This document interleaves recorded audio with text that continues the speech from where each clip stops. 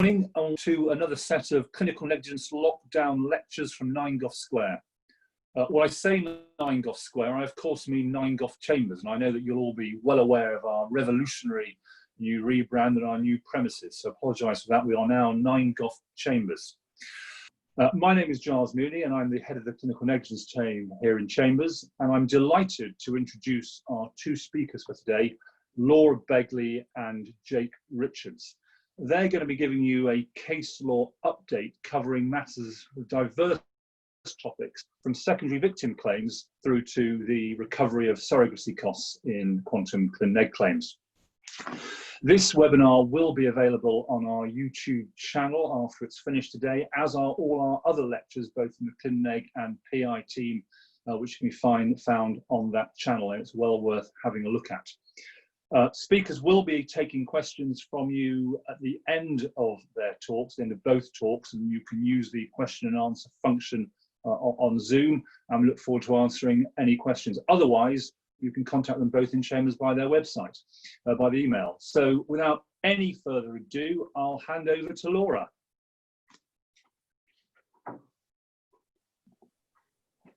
Good morning, everybody. It's Laura Begley here. I'm going to discuss two cases with you this morning. The first deals with the use of statistics in clinical negligence claims, and the second deals with secondary victim claims in the context of clinical negligence. First slide, please. So the first case we're going to have a look at is a Court of Appeal case, Schembri and Marshall. And in that particular case, the claimant, the deceased suffered a pulmonary embolism. She'd suffered one back in 2008, which had been successfully treated, and then developed symptoms in April 2014, attended the GP. The GP misdiagnosed her symptoms and sent her home. The following morning, she awoke, was distressed with breathing difficulties, collapsed, and an ambulance was called, arrived very soon after. Paramedics attended, and the claimant was in cardiac arrest, but didn't respond to resuscitation and sadly died. So her husband brought a claim. Next slide, please. The GP admitted breach of duty. The claimant's position, the pleaded position, was the claimant would have attended hospital, would have been given heparin by 9 o'clock and would have avoided the PE. And the secondary claim was put on the basis that although it was unlikely after anticoagulation treatment, if a massive or submassive PE did occur, well,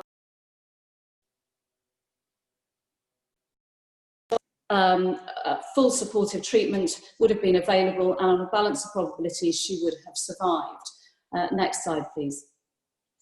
The defendant's position was, well, actually, if you have less than 12 hours of anticoagulation, you would have died anyhow. And the clot which embolized on the 26th of April was likely to have been present and wouldn't have dispersed overnight. There's a bit more detail on the slide, but I don't think I need to go through that. Next slide.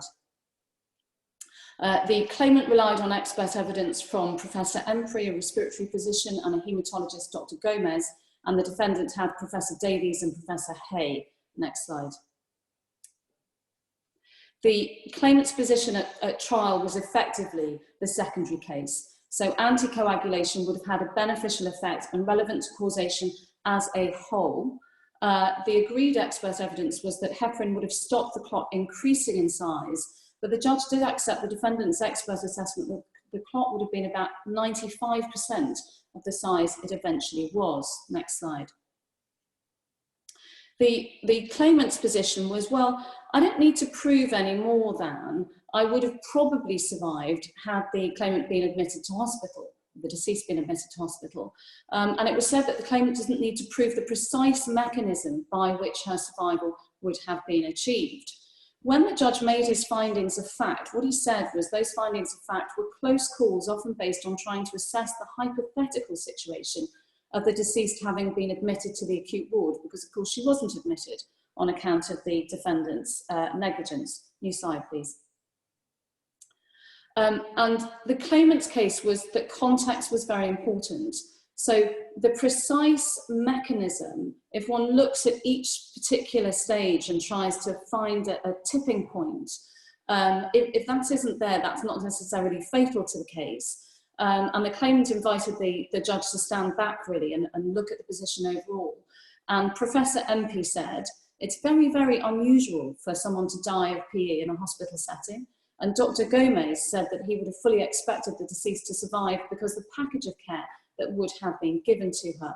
And as we'll see, there was statistical evidence to support those contentions. The claimant's position was that if the judge were to find for the defendant, then this was a counterfactual scenario not described anywhere in the literature, and that it was statistically unlikely that the embolus or emboli would have been as big or almost as big as that which did in fact embolize at home absent the treatment. New slide, please. The defence position, and I'm putting it bluntly, was, well, if the claimants failed to establish a specific mechanism that would have saved her, then that rules out her primary case. If she's failed to establish whether she would have been in the survival cohort had she gone into cardiogenic shock in hospital, then she fails and the defendant wins. And all of this standing back and looking at the wider question is not appropriate. And if we then go to the next slide, please. The claimant's position was this, that relying on Drake and Harbour, where a claimant proves that a defendant was negligent and that loss ensued, which was of a kind likely to have resulted from such negligence, this will ordinarily be enough for the court to infer that it was probably so caused, even if the claimant's unable to prove positively the precise mechanism. It does go on to say the court must consider any alternative theories of causation advanced by the defendant before reaching its conclusion about where the probability lies. So the claimant's position is, well, if the evidence is balanced, then one can look at wider statistics and wider conclusions, or a wider frame of reference in relation to the evidence. New slide, please. So the claimant's approach was, well, in order for the claimant to fail, it's got to be at least equally likely that the deceased would have died in any event. The defendant's approach was to say, well, it's typical of a massive PE for the claimant or the individual to die on a toilet. But the court said, well, that doesn't really help because the typical event doesn't really appear to translate into many deaths in hospital, because the literature and the statistics showed that people didn't tend to die of PE in hospital. New slide, please. So the judge's findings were 1 and 2. The claimant had not proven the progressive pulmonary emboli during the night and had not proven that monitoring would have picked up any progressive emboli. So the specific mechanism trying to prove a specific mechanism had failed. Then when we go on to what would have happened if she'd gone into cardiogenic shock in hospital, the judge said that the claimant couldn't prove whether she would have been in the survival cohort had she gone into cardiogenic shock, but the literature demonstrated her chances of survival would have been significantly increased had she so been.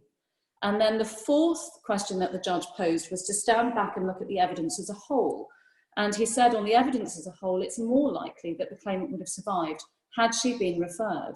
And this relates to his wider approach, considering the literature and the expert evidence, including the clinical experience of the experts.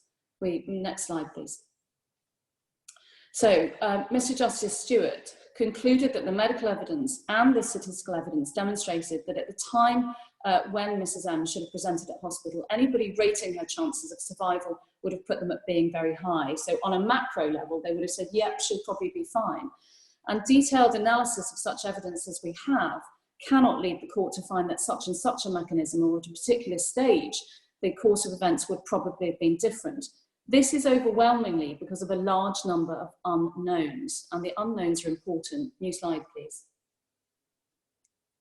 So what the judge didn't know was the duration that the claimant would have been in hospital, precisely, how long she would have been supported with oxygen, electrolyte and fluid balance, the preparedness of the staff to administer thrombolysis, the instantaneous treatment from trained staff and the crash team. And in this particular case, the court knew that the claimant had survived 1 hour of cardiogenic shock in 2008. New slide, please. So in standing back, the court did this. The court said, in looking at the evidence as a whole, they must take into account common sense and a pragmatic approach to that evidence in circumstances where it is equivocal. The court must also be wary of relying on statistical evidence in the literature, which has a number of variables. Had the statistical evidence in conjunction with the expert evidence led to the conclusion that Mrs. M's chances of dying would have been assessed on presentation as only slightly better than 50-50, I would have found for the defendant. However, the evidence of Professor MP and Dr. Gomez in conjunction with the medical literature drives me to the conclusion that on a clear balance of probabilities, she would have survived. Next slide, please.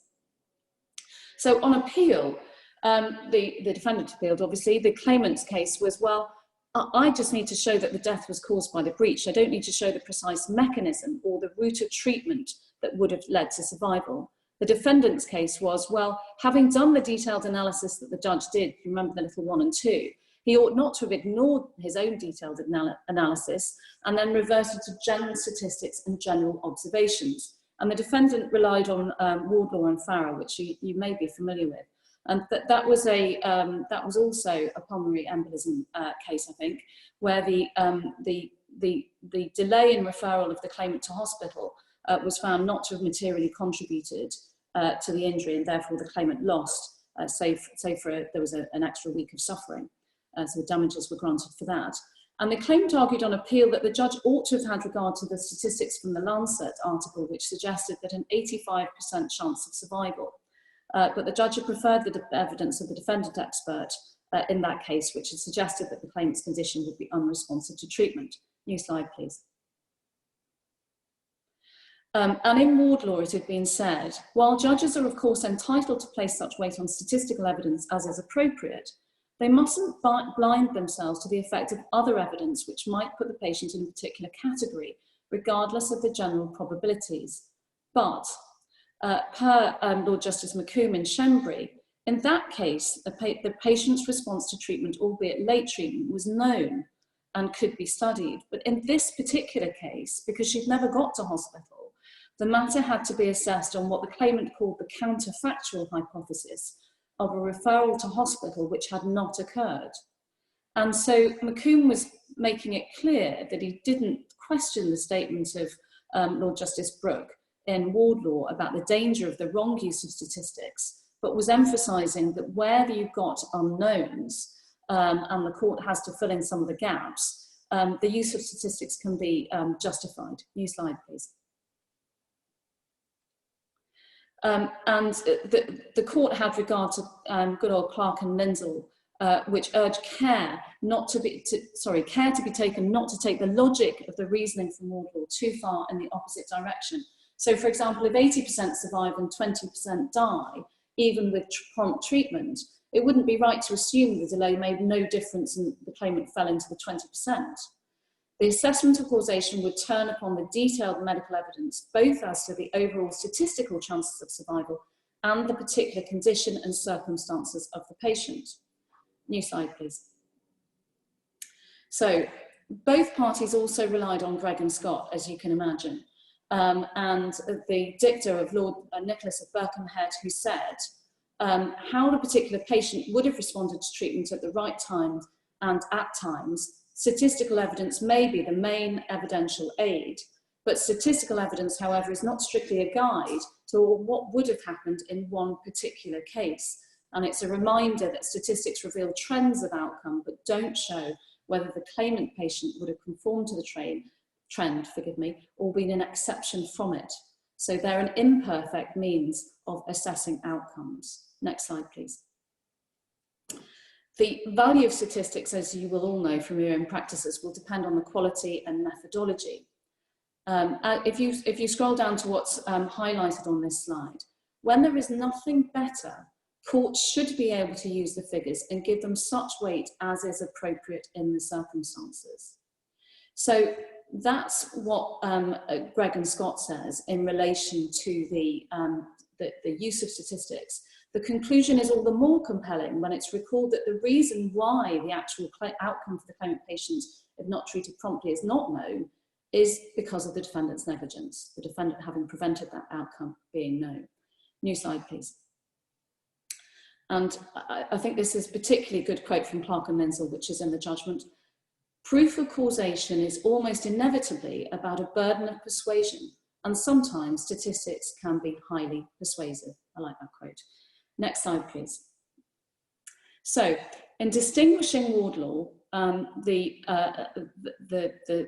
judge and the Court of Appeal said The evidence was that if it had been administered early enough, it may well have been life-saving. The statistics were very favourable, and the evidence as to her continued condition and hypothetical treatment was far more speculative than in Wardlaw. So in Wardlaw, we knew, or the court knew, how the claimant had responded or not responded to treatment. In this case, we're in a hypothetical situation, and therefore in those circumstances, it's more legitimate, if you like, to have regard to the literature and to place greater weight, perhaps, on the statistics. So it was legitimate to look at the literature, which was highly favourable to the claimant, and it was legitimate because there were a large number of unknowns. Next slide, please. So the judge was correct in saying that in posing the question whether there was a suggestive mechanism for avoiding the death but for the negligence. But then he was also correct to examine the evidence as a whole to assess whether or not it was more likely that she would have survived had she been referred. Next slide, please. So he was entitled to assess the close calls in light of the claimant's overall circumstances and medical learning, and right to take a common sense and pragmatic view of the evidence as a whole. And the judge was not prepared to approach the case on the basis of the defence hypothesis. Well, what would have happened at home would have happened but for, because he needed to assess the probability that what would have happened at hospital, in spite of the literature that the defendant had relied upon to demonstrate the likely consequence of clot-busting medication having been given for a shorter time. The judge was also entitled to be persuaded by the evidence of the claimant's experts in conjunction with the literature, and on a clear balance of probability she would have survived. New slide, please. So the judge upheld, the Court of Appeal upheld Mr. Justice Stewart's judgment and said this was not a case in which statistics were used to transpose a strong case in the appellant's decision in favour of the respondent. They rejected the argument that to uphold the judge's judgment would be to say that statistics are determinative of causative issues, such as the present. The decision was heavily focused upon the deceased condition and likely presentation at hospital. There is a legitimate place for statistical evidence in cases of this type. New slide, please. So the lessons from this case are close analysis of the precise mechanism of damage or loss or injury by the claimant comes first. If the claimant can't establish the precise mechanism due to factors which are unknown on account of the defendant's negligence, then the court, in looking at the evidence as a whole, must take a common sense and pragmatic approach to that evidence in circumstances where it is equivocal.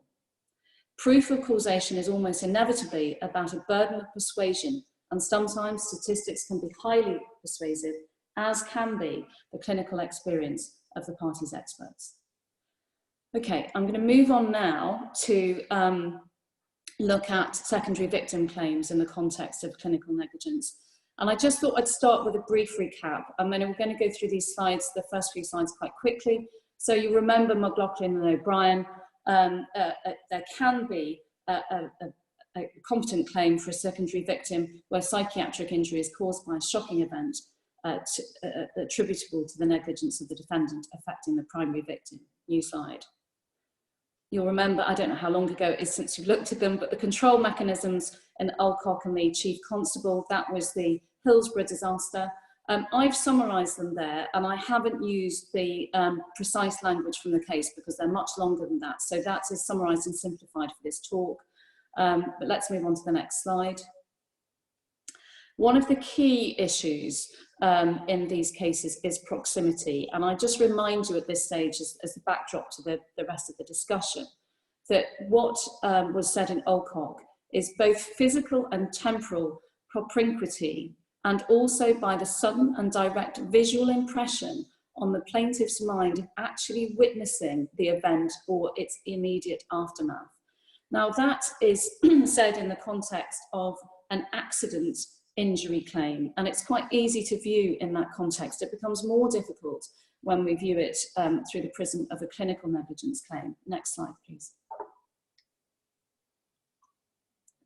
And one of the questions which arises is, what is an event for the purposes of the control mechanisms? So you probably remember Walters and North Glamorgan, which may be considered to be the high watermark of clinical negligence secondary victim claims. So the mother in that case endured a 36-hour emotional roller coaster from the seizure of her baby through to being misinformed that he'd be fine, then he wouldn't be, very long driving and transfers, and eventually she had to watch him die in her arms. It was a seamless tale with an obvious beginning and an equally obvious end, and was held to be an event within the meaning Volcog. New slide, please. Then we come to Taylor and Somerset Health Authority.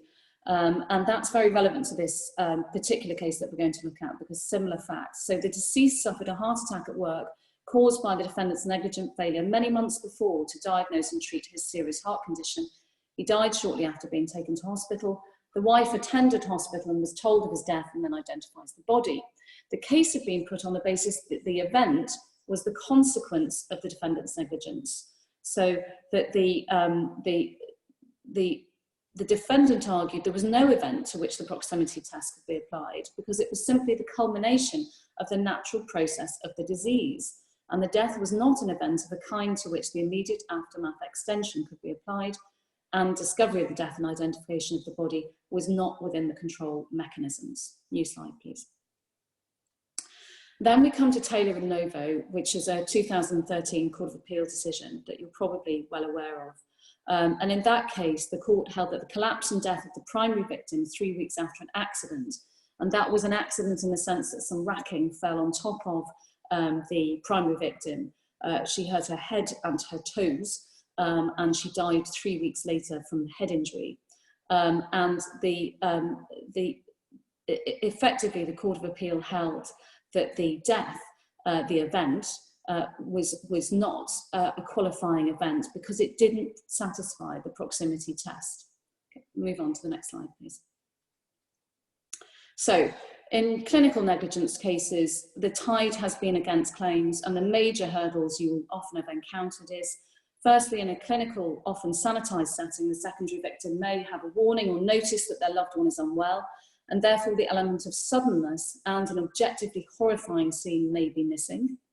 By extension of the above, a doctor's communication to the secondary victim of the death, injury or collapse of the primary victim doesn't fall neatly within the control mechanisms. There are some Australian and American cases that suggest they do, but the English cases haven't really gone down that route. And then finally, as we've just looked at, Taylor and Novo, a subsequent discrete event does not qualify, and that's very often problematic in a clinical negligence setting. New slide, please. I've listed in the next two slides, I've listed a number of cases which demonstrate those difficulties. Can you pass through this slide, Mona, and the next one, and then we'll move on. Thanks to Paul and Paul, we'll stay there. So they're just a frame of reference for you when and if you have a case and you want to look back on the claimant cases which have been unsuccessful. There are very few successful claimant cases for secondary victims. So Paul and Paul was a case that came before Master Cook on a strikeout application. The deceased had been admitted to the defendant's hospital with chest and jaw pain and discharged after 3 days, and 14.5 months later, he collapsed while out shopping with his two daughters aged 9 and 12. So they saw him collapse. It was very frightening. His eyes were rolling back. His head hit the ground. They saw a man holding his head with blood on his hands. The mother arrived and was screaming the father's name. And they saw the paramedics doing chest compressions and witnessed the death. And the way it was put in the pleaded case was that they had witnessed the first manifestation of the defendant's breach of duty, the breach being negligent failure to diagnose ischemic heart disease. New slide, please. Master Cook said, well, on the defendant's application to strike out, the law in this area is unsatisfactory and arbitrary, but death from a heart attack could not amount to a relevant event for purposes of the proximity test, and you guessed it, relying on Taylor and Somerset. New slide, please. And he quite properly noted that Taylor and Somerset had been expressly approved in Taylor and Novo, and said it was wrong to focus on the death of the deceased as being the first point at which the consequence of the defendant's negligence became apparent, and overlook the need for a proximate connection between the initial negligence and the shocking event. So we come back to this question about what is the event? Is the event the negligence? Is it the initial infliction of the injury? Or is it the later consequence of the infliction of that injury? And he said that the tragic event, the death 14.5 months later, cannot possibly be said to be the relevant event for deciding proximity required to establish liability under the control mechanisms. New slide, please. The claimant's case was put in this way, that there was no requirement to establish a temporal proximity between the negligence and the shocking event. So that proximity was required between the claimant and the shocking event. So in Walters, the failure to diagnose was on the 17th of June, and the baby's seizure was 2 weeks later, on the 30th of July. And the mother witnessed the baby's seizure. She didn't witness, well, she may have been present actually, I don't know. But the failure to diagnose was not the point at which the injury accrued. And the claimant said that Walters has authority for the proposition that the shocking event can be an event caused by the defendant's negligence rather than the defendant's negligent act or omission. Now, in Taylor and Somerset, nothing was known of the circumstance of the heart attack because the claimant hadn't witnessed it. And it was said that the judgment doesn't mean that the negligent act or omission needs to be coincident with the shocking event. And if Mr. Justice Auld did mean that in Taylor and Somerset, then Walters shows he was wrong about that. New slide, please. So the claimant sought to distinguish Taylor and Novo to say that was a two-event case. So the injury when the boards fell at work and the collapse 3 weeks later. And by distinguishing Walters, said that the Court of Appeal was accepting that there might be a different result in a case where a clinical negligence claim gave rise to a single event separated in time from negligent treatment. And for good measure, the claimant added that the judge shouldn't strike out the claim because this was a developing and uncertain area of law. So new slide, please. The defendant's case was, as you might expect, well, the law is quite settled. The existence of duty, because the defendant denied a duty in this case, was contingent upon foreseeability of damage of the type that has occurred to the claimant and the proximity or directness of the relationship between the claimant and the defendant. It was said that the fact that the negligence and the death are linked by causation is not relevant to the issue. Taylor and Somerset and Taylor and Novo are a complete answer to the claimant's claim, and that it was necessary to identify an external traumatic event in addition to the primary consequence of injury or death. Move on to the new slide, please. And the deceased relied on very powerful dicta from Lord Justice Wilberforce in McLaughlin, which said that the claimant needs to show that the injury has been caused by the fact and consequence of the defendant's negligence. And in the cases that are from Alcock onwards, White and so on, you'll see that they're all reviewed actually in the judgments in this particular case. It's a very compellingly written judgment. But you can see that this strand of the fact and the consequence of the defendant's negligence is quite often repeated. And the notion really is that there needs to be very close timing between the fact of the negligence and the consequence of the defendant's negligence. That's the thrust of those cases. And the heart attack was a later consequence of the negligent infliction of the damage and did not qualify as an event. Taylor and Novo was fatal because it established that the relevant event is the accident, not the later consequence of the accident. And it was also said that Walters was correctly analysed as a case where the event began with the seizure, which was treated as the negligent infliction of the damage. So how do we find our way through this? Next slide, please. The court in this case held that the event does not need to be synchronous or approximately synchronous with the negligence that gives rise to it. So in Taylor and Novo, there was no suggestion that the claimant wouldn't have recovered if the racking boards had been negligently stacked months or years beforehand. So if they'd been stacked negligently years beforehand and then suddenly collapsed, would that have meant there was no case? No, that's not the position. So whether it's an act or an omission should not matter. And the claimants were not present at the scene of the tort in accident cases in McLaughlin, Alcock, and Taylor. And breach of duty and damage caused are coincident in time and place, but when the negligence and damage separated, assuming no requirement for the negligence and the damage to be synchronous, this can only mean the scene where the damage first occurred, i.e. the point where the tort becomes actionable or complete. So what we're really looking at here is, when is the tort actionable or complete? Because it's not actionable or complete until there is injury or damage. New slide, please. The defendant had relied on a case called Dryden and Johnson-Matthey, which showed that non-manifest biological changes can constitute actionable damage. The point being that the defendant's point was, well, it's pretty likely that the failure of the negligent failure, if proven in this particular case, would have caused some biological changes that can cause actionable damage, and therefore actionable damage would have been caused prior to the collapse. The judge said, well, that's a question of fact to be determined on expert evidence. So he couldn't prejudge that on a strikeout application.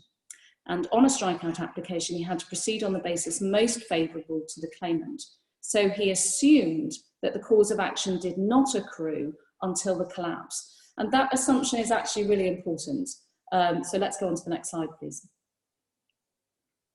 So, clinical negligence in a clinical setting, one strand of the argument was that it was not foreseeable that psychiatric injury would result from witnessing the consequences many months later from a negligent omission. He rejected that argument, so that's helpful to claimants. But he did accept that it was true that Lord Wilberforce had said the fact and the consequence of the defendant's negligence must have been shown to have caused the psychiatric damage, and the control limit mechanisms limit liability for damage which is proved to have been caused by the defendant's negligence. But he said it's difficult to see how the need to establish causation could be relevant to identifying the kind of event that can give rise to liability for the damage. New slide, please. So the test as per Mr. Justice Chamberlain was this: a claimant must establish the chain of causation from the negligent act to a shocking event causing injury to the primary victim, and then onwards to the psychiatric injury in a secondary victim. There is no additional requirement that this chain of causation or any part of it should have been manifest to the secondary victim at the time of the event. So the claimant doesn't need to understand at the time of the injury or the omission that it was caused by the defendant's negligence. In Taylor and Somerset, Auld had said that the event should be an external traumatic event caused by the defendant's breach of duty, which immediately causes some person injury or death. New slide. Mr. Justice Chamberlain said, well, there's an argument here about whether that external event is external to the claimant, the primary victim, sorry, the secondary victim, or to the primary victim. If the event needed to be external to the primary victim, then Walters was wrongly decided. And he noted that Michael Kent, QC, and Wilde had considered an external event referred to the fact that the secondary victims are not directly participating in the events which have engulfed the primary victims. And Chamberlain thought this was a plausible reading in the context of Taylor. New slide, please. So the ratio of Taylor is very important. In a case where the defendant's negligence results in an event giving rise to injury in a primary victim, a secondary victim can claim for psychiatric injury only where it is caused by witnessing that event rather than any subsequent discrete event which is the consequence of it, however sudden or shocking that subsequent event may be. Now that is Mr. Justice Chamberlain's version of what the ratio of Taylor is. And he said this: there's nothing to suggest that there would be any reason to deny recovery simply because the accident or event occurred months or years after the negligence which caused it. New slide. Dyson in Taylor and Novo said that the paradigm example of the kind of claim in which a secondary victim can recover is one where it's more or less, the accident more or less immediately causes injury or death to the primary victim and is witnessed by the claimant. Now that's a paradigm example of an accident case. And as Mr. Justice Chamberlain points out, this allows for non-paradigm cases where there's no accident but some other kind of events, such as in Walters. And he says that that appears to recognise an event which is external to the secondary victim but internal to the primary victim could, in principle, qualify if it's sufficiently sudden and horrifying and leads immediately or seamlessly to the death or injury of the primary victim. New slide, please. So, in Paul, only one event was pleaded, the collapse from the heart attack. It was a sudden event, external to the secondary victim, that led to the death of the primary victim. It's the first occasion on which damage is caused, and that is the key point. When is the damage caused? When is the tort actually made out? So that is the first occasion on which it can be said that the cause of action is complete. The judge then considered, but what if there was actionable damage prior to the collapse? New slide, please. He said if there was damage, actionable damage prior to the collapse, then Taylor and Novo would preclude damage. But he said that Taylor and Novo did not, for example, say that an event can only qualify if it coincides with or immediately precedes the first actionable damage to the primary victim. New slide. So, in a case where a shocking event is the point where the damage becomes evident, it's difficult to see why recovery should be dependent on the happenstance of whether, possibly unbeknown to the primary or secondary victims, actionable damage had previously been suffered. I would hold Taylor and Novo as no bar to recovery in this case, if it is shown that Mr. P's collapse was the first occasion on which the damage caused by the hospital's negligent failure to diagnose and treat his heart condition became manifest. New slide, please. The defendant argued that it would open the floodgates. The judge's answer to this was it will still be necessary to establish that the event in question was sudden, unexpected and shocking in the relevant sense. Cases like Shorter and Ronay show that this will not be easy, particularly where the event occurs in a clinical setting. Even if there is a qualifying shocking event, it will remain necessary to show that it was that event and not some later discrete consequence of it that caused the psychiatric injury. New slide, please. So where does that leave us? If the claim proceeds, I think the defendant is highly likely to fight it to appellate level. But it does provide some authority for the proposition that where a sudden horrifying event external to a secondary victim leads to the death or injury of the primary victim, in a case where the event, i.e. the death or the injury or collapse or whatever it is the first occasion on which damage is caused, and therefore the first occasion on which it can be said that the cause of action is complete, then arguably Taylor and Novo does not preclude liability. So the sorts of cases you might be able to argue this in, I think primarily might be omission cases, where there's been a failure to admit or a failure to diagnose in some way, and then suddenly the damage is caused. But I think much is going to depend on the niceties and the detail in expert evidence and a debate about when damage is actually caused. I hope that's been helpful. I'm going to hand over to Jake now to deal with some other claims. Thank you.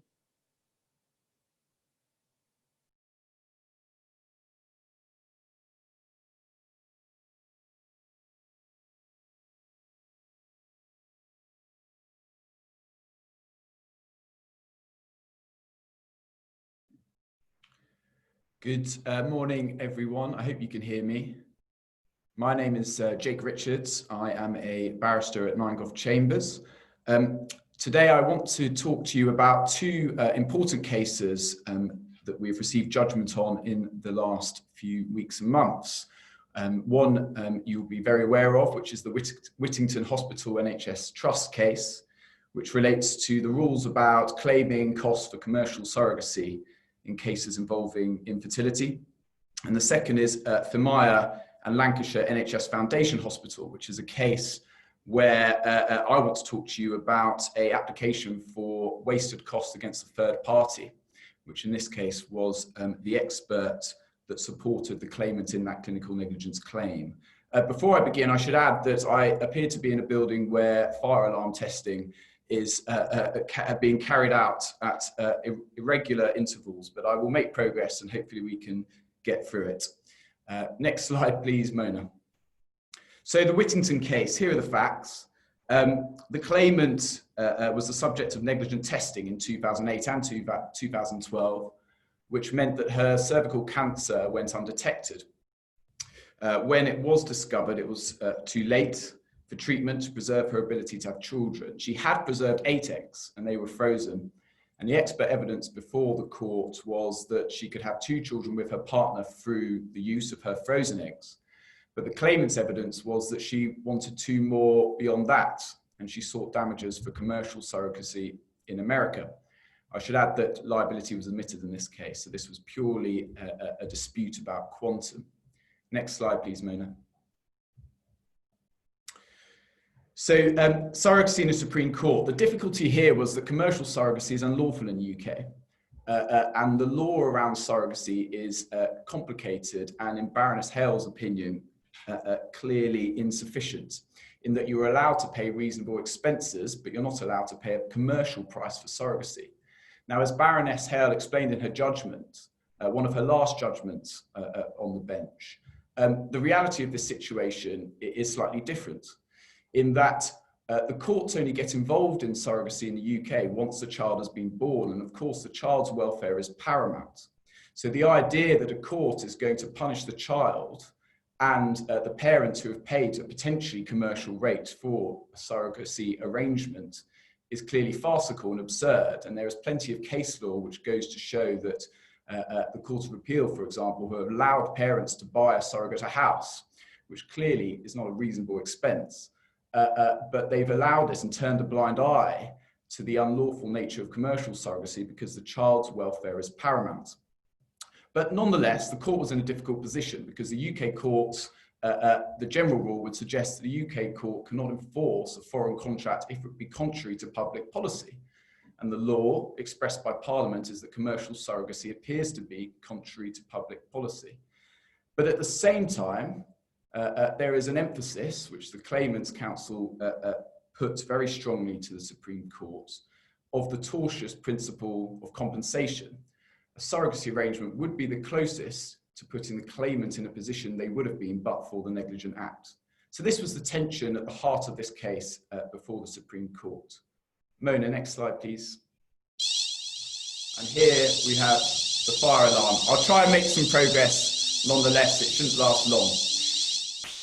Brodie and St Helens and Knowlesy, the Area Health Authority case, was a 2001 case where again Baroness Hale gave judgment that ruled that commercial surrogacy was not recoverable in clinical negligence cases. And I'll just give you a moment while the fire alarm rings out to read the quote here from Baroness Hale at paragraph 30.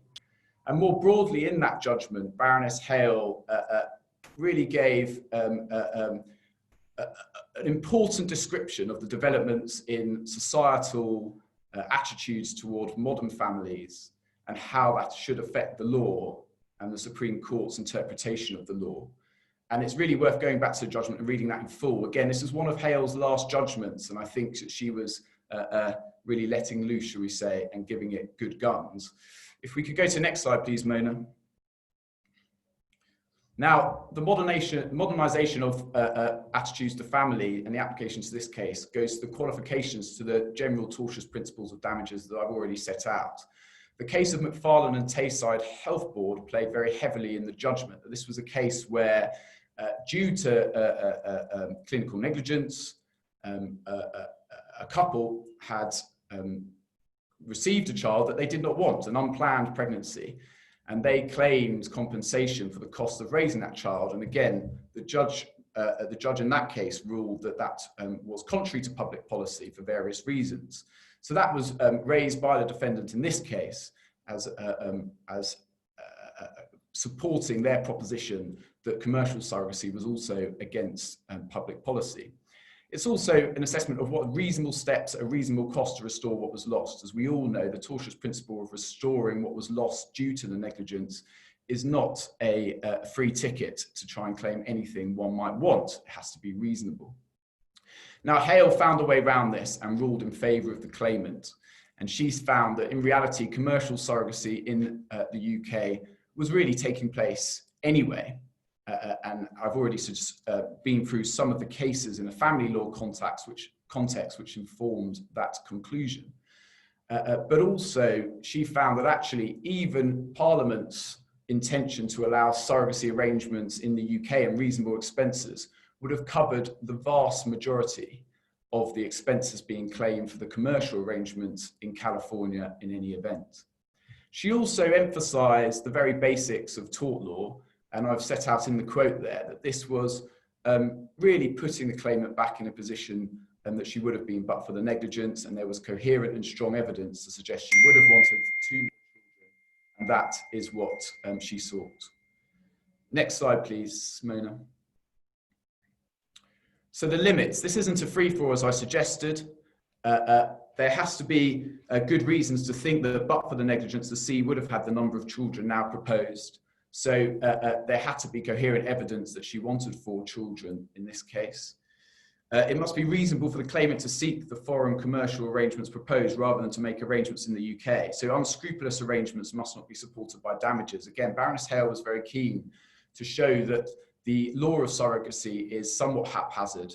There is no real proper regulation of these arrangements, and the courts would only give and allow damages where the claimant was seeking proper contractual arrangements that had been regulated appropriately.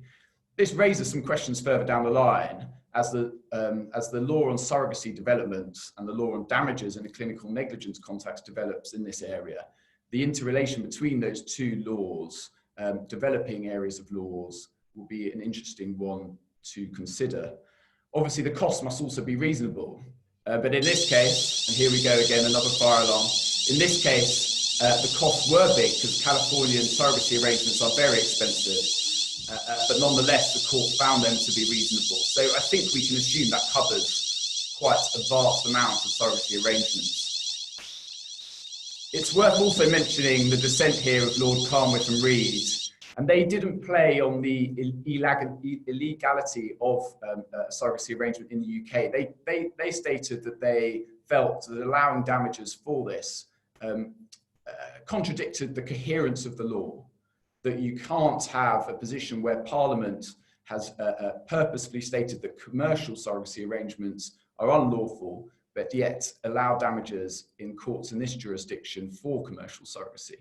And it goes to a wider disagreement within the Supreme Court and former Supreme Court judges, as we would have seen in Lord Sumption's brief lectures, about the role of the Supreme Court and the role of Parliament and the tensions between those 2 interpretations of our judges as to the role of the courts in our Constitution. So again, really worth reading those dissenting judgments because they may inform the Supreme Court's attitudes to all sorts of different areas of law going forward. Next slide, please, Mona. Thank you. So the next cases that I want to talk to you about is Fermeyer and Lancashire NHS Foundation Trust. Now, we all know and we all work with experts on a day-to-day basis, and we know that good experts win cases. Well, this was a case where a bad expert not just lost the case for the claimant, but was then pursued for wasted costs by the defendant. The relevant expert was Mr. Jamil, a consultant spinal surgeon.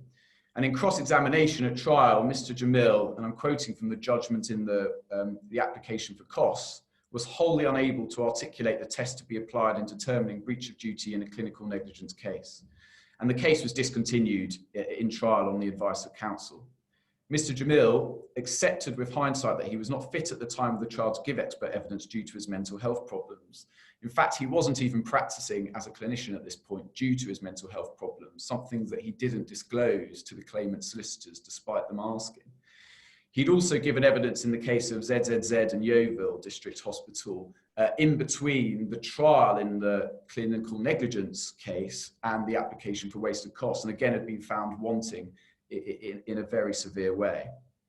Next slide, please, Mona. Thank you.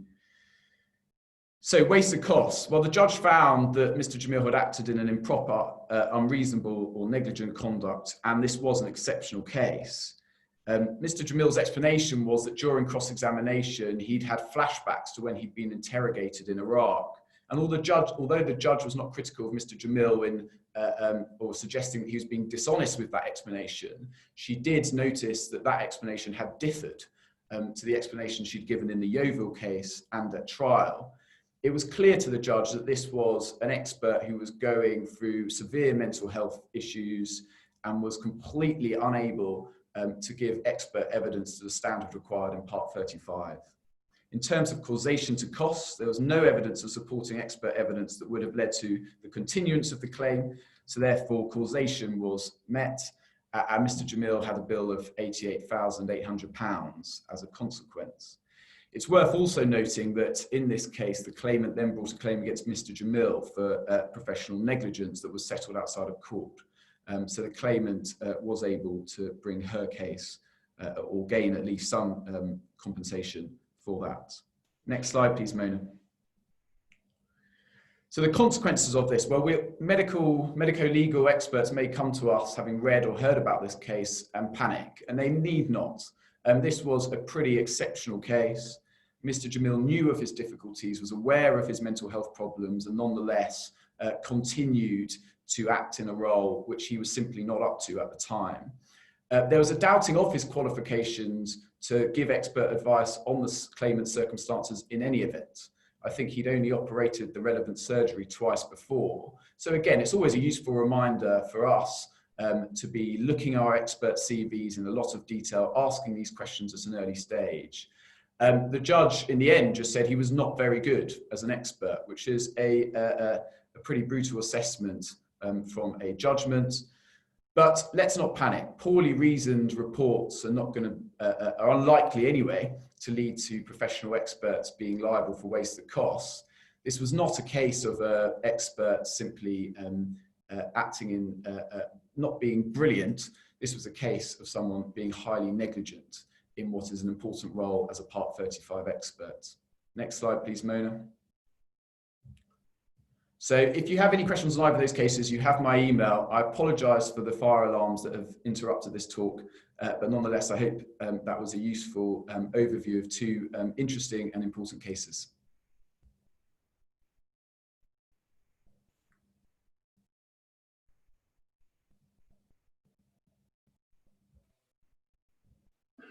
Well, thank you to both speakers for very interesting talks about the current and recent case law in clinical negligence. You do have a question and answer function on the Zoom, so if you want to ask them any questions now, I'm sure I'll be delighted to answer them, but otherwise, as I say, feel free to contact them in chambers in the normal way by email or through the clerks.